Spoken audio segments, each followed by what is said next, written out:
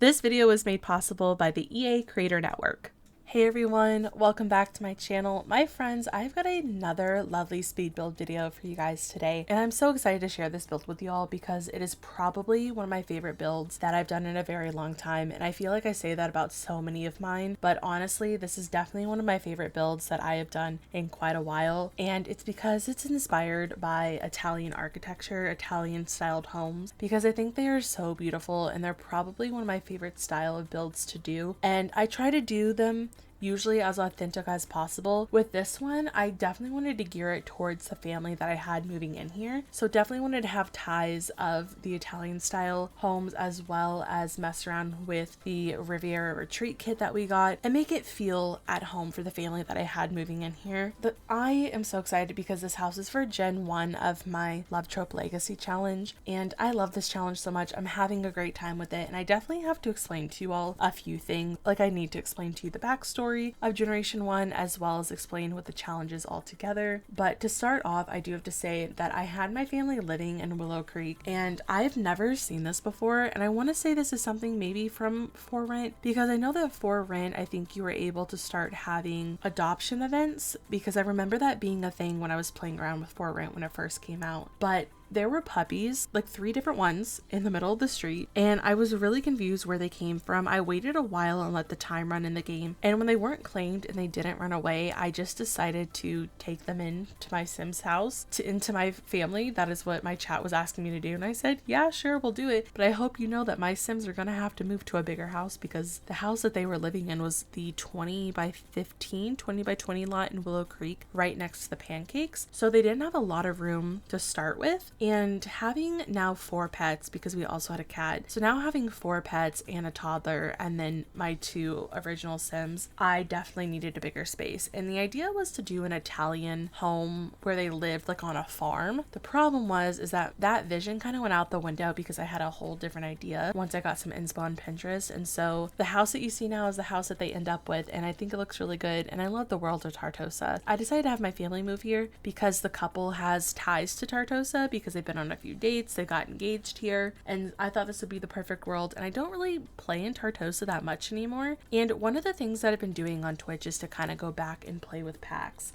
kind of go back and revisit some that I haven't played with in a while, and then see if they're still worth it. Like, do I still like the gameplay? Do I still like the build and buy? Do I still like the cast? And I like to play it for my community, so then I can let you guys know if I think it's still worth it. And if it is, when there's a sale, I'm like, hey, why don't you guys go get this pack? I think it's really good, and I'm basically playing it so that you guys don't have to. But I'm having a lot of fun, and I think coming back to Tartosa is one of my favorite things. I've been doing them with a lot of my challenges where I move my families to different worlds every single gen. That way I can like play in the worlds that I haven't played with in a long time, and it's been a lot of fun to do that. So going back to the Love Trope Legacy challenge, I do think I need to kind of explain what this challenge is about and kind of paint you a picture of how the challenge got created and how I got to this point. So back when I first started streaming, which was almost 2 years ago now, I believe in August or September of 2022, I believe that's when it was. I want to say it was more towards September. I decided to start playing the Shrek Legacy Challenge. The Shrek Legacy Challenge is like a whole different challenge in itself that I also created. And it's probably one of my favorite challenges that I've ever done for The Sims, although I am a little biased because I did create it. And it was also one of the first challenges I ever did in The Sims, especially when I had first started streaming. I had never done challenges before then. It had always been just like random gameplay I did on my own. But when I started streaming, people were asking if I would ever do an LP, and I had made a challenge and I wanted to try it out on stream, and it was a lot of fun. And so that challenge went on until about maybe, I want to say April, I want to say sometime in there. I know I had been raising money for Hope for Haiti around April, or the whole month of April, so I know the challenge probably ended around there maybe. I was feeling really burned out of gameplay because I had been doing the challenge for over a year, and on top of that I was doing a ton of other little challenges, like a ton of other little LPs. I had the Chad Diaries, which was a random fun little LP I'd started with a sim named Chad that I had made. Very much Chad, very much those kind of vibes, and I had a lot of fun with that, and it was a great way to let the community also also do wheel spins with it and help decide what happens in his life. And I turned that into like a TV series almost, where it's like we played with Gen 1 and then we took a really long break. I came back and played with Gen 2 and now we're taking another break so that I don't have so many gameplays going on. But then on top of that, I was also doing a little bit of For Rent when For Rent had come out. I had also done Short Lifespan Legacy. I had also done a Horse Ranch LP, and it was getting to be a lot. And I felt really bad that I wasn't doing any more of the gameplay over on Twitch because my community was really liking the families that I was creating, the drama that was happening. I felt really bad when I couldn't do those anymore for them because I was really trying to focus on the Shrek Legacy and trying to get through this whole thing. Anyway, I'd gotten really burnt out by generation, I want to say 9, but more so with Gen 10. I just could not do the challenge anymore. I honestly couldn't. Like, I wasn't having fun with it anymore like I used to. I just wasn't finding the joy in the challenge. And I felt like if I continued on, because I originally had 2 bonus generations that I wanted to play on stream and show my community how all of that was going to come out, since I am the one that created it. So I wanted to be the one to first show how it all works and what my gameplay would have looked like. But I just was like, if I keep going on, I feel like my community is not going to find the fun in this challenge anymore because they're not going to see me having fun, and then it's not going to be fun for the audience. So I decided to cut it short, and I was really burned out, and I took some time to play Sims, but I did lots of building and lots of like tiny little challenges. Like, I think we've done Rags to Riches, we've done shell challenges, but it was more so geared towards I did lots of building. I don't think we did very much gameplay. I mean, maybe some crowd control here and there, maybe some random pack revisits that did require gameplay, but we really didn't do much after that because, like I said, I was really burnt out. So jumping back a bit, I believe back in like November, December, I want to say, maybe more so towards November, I had this idea where I wanted to create another challenge where it was based on like a romance challenge, and I had scoured the internet for challenges in The Sims 4 and I didn't see one that was based on love tropes. There's a lot of explaining. There's a lot of different explaining that goes into this. I feel like I've given you so much information already. I am so sorry. But to kind of explain is that I fell in love with reading a couple of years ago, and specifically romance books. Thank you, Book Talk, for that, because these books have been, oh my goodness, I have been loving everything I've been reading. That is a whole different story. But if you want to ask me about my TBR list, please do, because I've got so many books. If you want to hop over to my stream, we talk about books probably once a stream. Anyway, I wanted to create a challenge with love tropes because I thought that'd be really fun. There was nothing out there. And my love for reading has blossomed the past couple of years. I don't think I've ever read so much in the past almost 2 years now that I've read in my life. There were books where I would read at least maybe 3-4 books a week. I've read books within a day. I mean, I was falling in love with reading and I thought it was so fun, and I'm definitely kind of like on a little bit of a burnout right now. I'm definitely going to get back into reading anyway, and I decided I wanted to do that. Fast forward, I finally started working on the challenge in February of this year, and I started working on it bits here and there, and I wanted to release it in April or May because I wanted to release it during a month where I felt like was very like kind of romancy. I wanted it in February, but I took forever, and I just released a new portion of my save file, so I decided to release it I think in May. And a friend of mine and I were working on it. My friend Garrett and I, he's really good with writing and words, and so he helped me with a few of the different generations for it. Anyway, I'm rambling. The Love Trope Legacy Challenge is where every generation is based off of a different love trope. So generation 1 is best friends with benefits to lovers, generation 2 is enemies to lovers, and so on and so on. There's even like your siblings or your best friend's partner that you fall in love with them. There's opposites attract. There's a love triangle. There's a love triangle. There's soulmates. You have all these different love tropes, and they all have their own backstory. They all have their own storyline that you kind of follow. And the one thing that I wanted to do a little bit differently when it came to this challenge is that I wanted to have you all have the main say in what happens, because when I was writing it out, my friend had pointed out to me that if I had all of this stuff kind of laid out for you guys, it wouldn't be as fun because it wouldn't be a story that you were telling with your Sims. So you have the backstory of them kind of laid out of what the idea of the love trope is. So best friends with benefits to lovers is that your Sim and their significant other had met in college and they started to get really close with one another, and then they decided to have a friends with benefits relationship. And once they graduated from university, they realized that living in the city was going to cost so much money, and that because rent was so expensive, they decided to live in an apartment together. So they decided to get a very small kind of rundown apartment to live in together, and everything seems to be going fine until it isn't. And then that's kind of where the story cuts off. And then it is kind of your say what you want to happen with your Sims. So the only like goals that you have is that you have to do the aspiration. You have to only get to level 7 of your career and then max 2 skills, because I still wanted a challenge to be included, but I wanted the main purpose of this legacy was like a fun storyline for people who love romance books, who love tropes, and to give you guys a say in how you wanted these to play out. And I also do not pick the traits for your Sims or the aspiration or your career. That is all you. You get to choose what you want your Sim to look like, what their traits are, what their aspirations are in life. You get to choose all of that kind of stuff, and I only have very minimal things for you guys. But I do kind of play it like, here's how this love trope's gonna end, or you can choose how this love trope's gonna end depending on which one that it is. So Generation 1 has been so much fun, and we are already gearing towards Gen 2, which is enemies to lovers, which I am so excited for. So I want to kind of give you guys the backstory of Gen 1, because there's a lot going on with Generation 1 when we had first started. So I've already given you guys the backstory of what Generation 1 is. So my Sims are Andy and Spencer, and like I said, they are friends with benefits. They decide to move into this apartment together, and everything's kind of going fine until Andy starts seeing their neighbor. I gave a big makeover and with custom content to Miko and Akira, and I think they look so gorgeous. Anyway, Andy decides to start seeing Miko a little bit. I mean, he's exploring the field. Him and Spencer aren't tied down. It's just, like I said, like a little benefits thing. They're friends with benefits, so they're not tied down to a relationship. They're not dating, but they're just kind of seeing each other. But he decides to go see someone else because, you know, he's living in the city, he's out of university, and you know what? The world is his oyster. There are plenty of fish in the sea kind of thing, and he decides to explore. And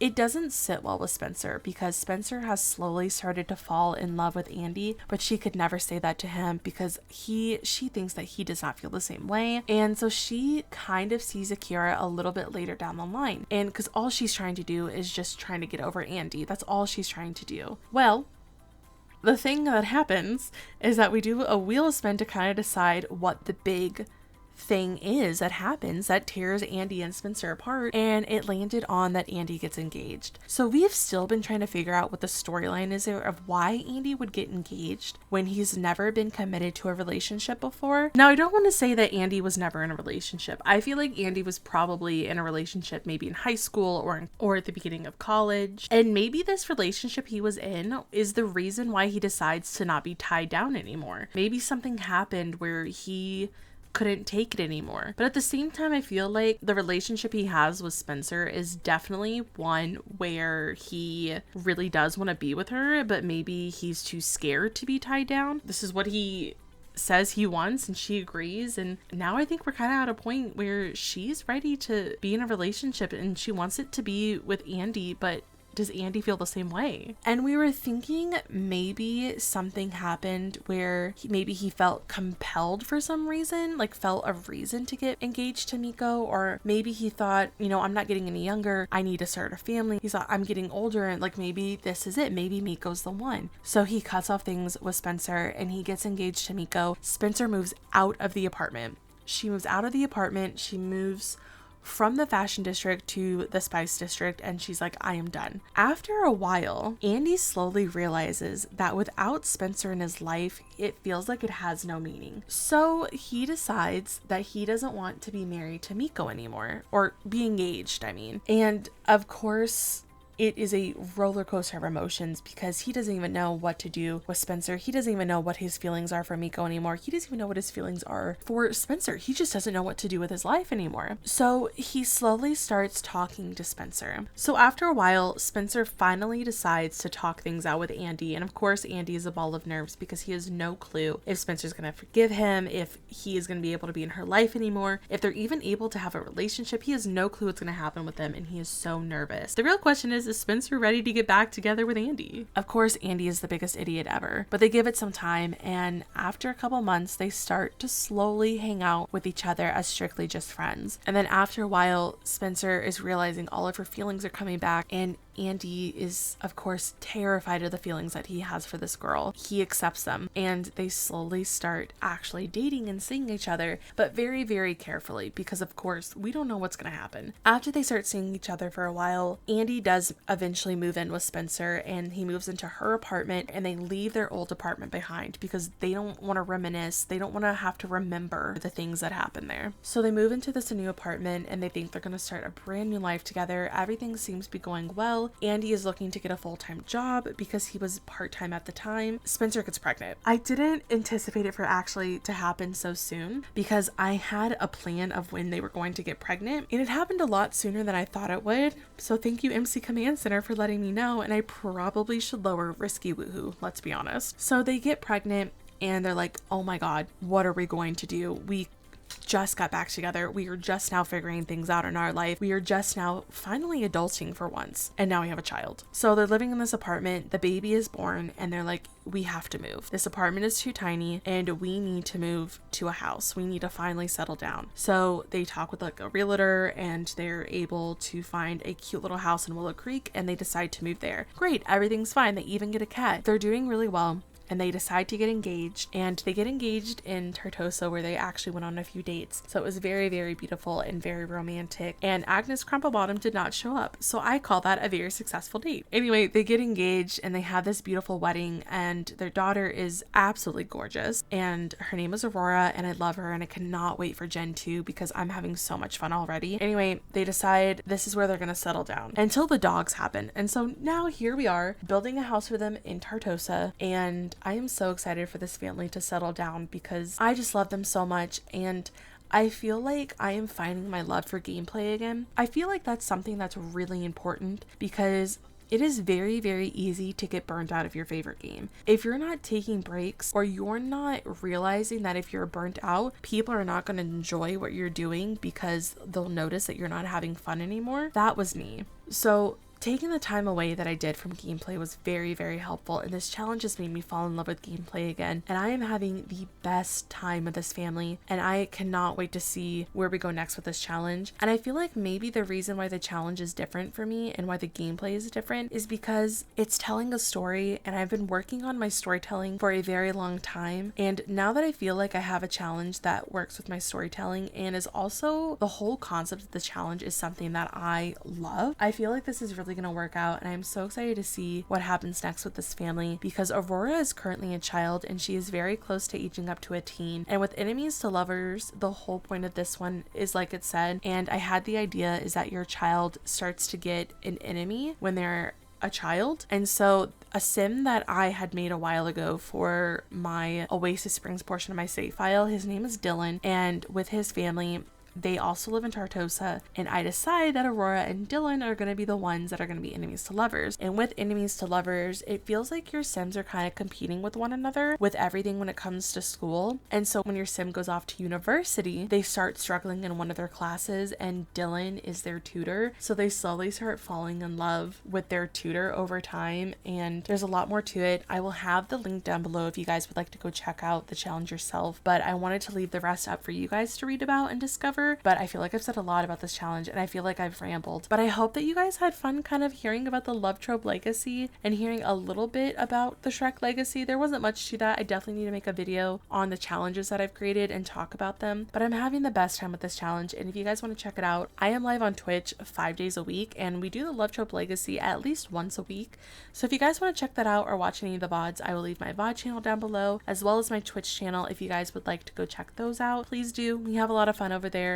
We do a lot of gameplay and building and cast and a bunch of other stuff on Twitch. We play other games every so often, but you can mostly find us playing The Sims because that is probably one of my all-time favorite games ever, and I've been having so much fun with this challenge, like I said. But we are nearing the end of this build. I feel like I haven't talked that much about this build in particular, but this is what the build looks like. I think it's really pretty. The landscaping is gorgeous, and I did cut out the end of the landscaping because the video was getting really, really long, and I had already cut out the bathroom, and I don't remember what else I'm going to be cutting out of this video because I definitely think this video is a little longer than I normally do, but I hope that you guys enjoyed it. I know speed builds, usually people talk about the builds a lot, but I kind of like sitting down like this is a podcast and kind of like telling you guys a story. So I hope that you guys enjoyed hearing about the Love Chope Legacy and about Gen 1 and a little bit about Gen 2. And we have not started Gen 2 yet, but we will over on Twitch. So like I said, if you want to check that out, make sure that you guys do. But I really appreciate you guys sitting here through this video and listening to me talk. I'm so sorry if it was very much a ramble about the most random of things. I kind of tend to go all over the place. But like I said, I hope that you guys enjoyed this video. I had a lot of fun. I will even link down my other legacy challenges that I've created. But thank you guys so much for watching. I really appreciate it. I hope that you guys enjoyed this video, and I will see you guys next time with another one. Bye everyone.